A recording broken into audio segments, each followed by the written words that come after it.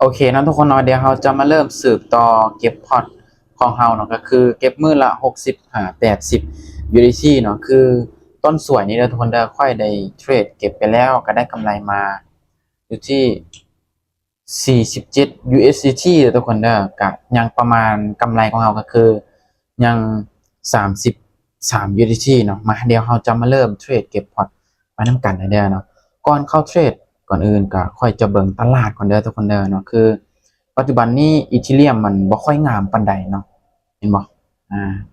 บ่ค่อยงามปานใดเด้อทุกคนเด้อเนาะถ้าว่าเราจะเทรดตามสีแท่งเทียนนี้ได้บ่ก็ได้คือกันเด้อทุกคนเด้อ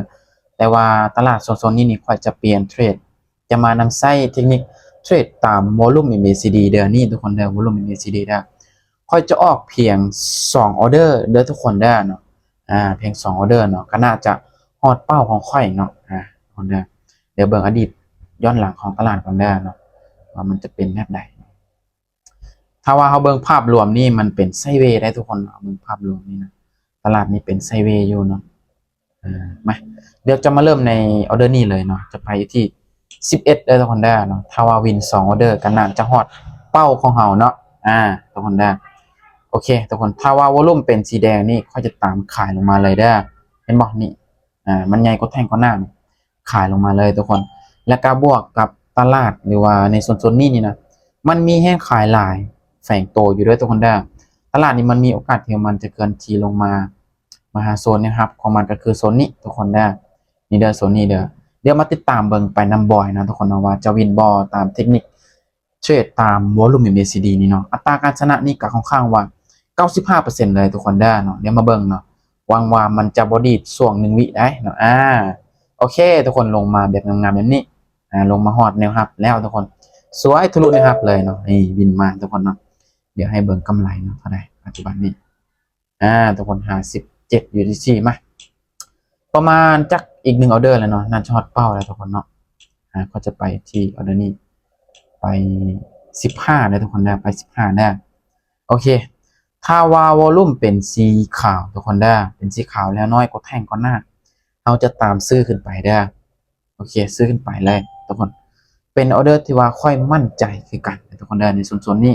แล้วก็บวกกับแฮงซื้อนี่นะมีหลายทุกคนได้โอกาสที่มันจะขึ้นไปเก็บไส้ของมันนี่ค่อนข้างว่า90%เลยได้เนาะมาติดตามเบิ่งไปนำบ่อยนะว่ามันจะขึ้นไปพักโตซองเคียวบอหรือว่ามันจะลงมาอีกเนาะแต่ก็ต้องติดตามเบิ่งไปนำกันนะทุกคนเนาะเพราะว่าทุกเทคนิคมันกับบริมีคำว่า100%เนาะที่ว่ามันจะวินทุกออเดอร์นะอ๋อทุกคนดิดได้บ่โอ้บ่ได้ซ้ำทุกคนอ่าหายวับทุกคนทำไงก็หายวับทุกคนมาค่อยจะไปที่โอเค35แล้วทุกคนได้แล้วนี่จะไปที่35เนาะเราจะคูณเงินขึ้นไปเรื่อยๆเลยเนาะถ้าว่าเราพลาดโอ้ทุกคนมันเริ่มจะสลับแล้วได้ทุกคนตลาดนี่นะเดี๋ยวเบิ่ง BTC แป๊บนึงโอเคซื้อเลยเด้อเดี๋ยวนี้ค่อยจะตามซื้ออะไรมาค่อนข้างว่ามีความเสี่ยงในเด้อทุกคนเด้อโอกาสที่มันจะสลับนี่ก็มีหลายนะตลาดนะในโซนนี้นี่นะโอ้เนาะแต่ว่าสาเหตุที่ว่าค่อยกดซื้อนี่ค่อยได้เห็นว่ามันเกิดเป็นแท่งเทียนที่ว่าเขียวกินแดงนะโอกาสที่มันจะขึ้นนี่มีหลายเด้ออีกอย่างมันกระจงช่องว่างอีกเนาะทุกคนเด้อจงช่องว่างที่ว่ามันจะขึ้นไปเก็บไส้ของมันนั่นนะเดี๋ยวมาเบิ่งเนาะถ้าวินออเดอร์นี้ก็น่าจะหยุดนะทุกคนเด้ออย่าดีดลงนะอย่าโอเคสวยวินทุกคนวินงามๆเดี๋ยวให้เบิ่งกำไรทุกคนได้เท่าไหร่ฮอตเป้าเราบอกโอ้ยังอีกน้อยนึงทุกคนโอ้อีกน้อยนึงเนาะอีก4จำปายเนาะมา1ออเดอร์ซะทุกคนได้จะไปอยู่ที่4จำปายจะไป9 เหรียญซะ9 เหรียญเนาะมาออเดอร์สุดท้ายแล้วก็ท้ายสุดเลยเนาะเห็นบอกทุกคนว่ารุ่มเป็นสีขาวนะแล้วน้อยกว่าแท่งกว่าหน้าแล้วก็บวกกับแฮงซื้อเป็นนำซื้อเนาะซื้อขึ้นไปเลยทุกคนเนาะง่ายๆเนาะการเทรดทุกคนเนาะมันคือกับเฮาเทรดตามสีแท่งเทียนเนี่ยทุกคนเนาะจะยังเป็นสีเขียวเฮาก็ตามเขียวเป็นสีแดงเฮาก็ตามแดงเนาะอันนี้ก็คือกันไหมวางว่ามันจะขึ้นให้ค่อยได้นะในออเดอร์นี้ก็ค่อนข้างว่าเป็นจุดที่ว่าค่อยมั่นใจให้กันได้ทุกคนได้โอเคทุกคนโอกาสที่มันจะไหลขึ้นไปหาโซนขึ้นไปนี่มีหลายนะทุกคนเนาะโซนในต้านโซนนี้ได้นี่ในต้านของมันได้นี่ โอเควินอืมทุกคนสวยมาเดี๋ยวสรุปกำไรกันทุกคน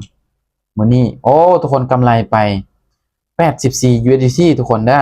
กลายเป้าไปที่4เหรียญเนาะทุกคนได้2มื้อมาแล้วทุกคนได้2มื้อมาแล้วเมื่อวานนี้ก็ได้กำไร84เหรียญมื้อนี้ก็ได้กำไรมา84เหรียญบวกเข้าหากันกับประมาณอยู่160ปลายทุกคนเด้อ160ปลายได้เห็นบ่กำไรของค่อย2มื้อเนาะทุกคนได้สำหรับการเทรดกับประมาณนี้ทุกคนเนาะเขาเน้นบริหารเงินคือช่วงค่อยเข้านี่ตลาดงามเลยเนาะถ้าบ่งามนี่ค่อยจะบ่เข้าเลยเนาะเห็นบ่ช่วงต้นสวยหันตลาดบ่งามค่อยหยุดเลยเนาะได้กำไรบ่ฮอดเป้าก็อย่าเนาะค่อยหยุดเลยคือตอนนี้นี่ตลาดก็ค่อนข้างว่างามอยู่เนาะกับประมาณนี้นะทุกคนเด้อสำหรับคลิปวิดีโอนี้เนาะกับเทรดฮอดเป้าเฮาก็หยุดเนาะ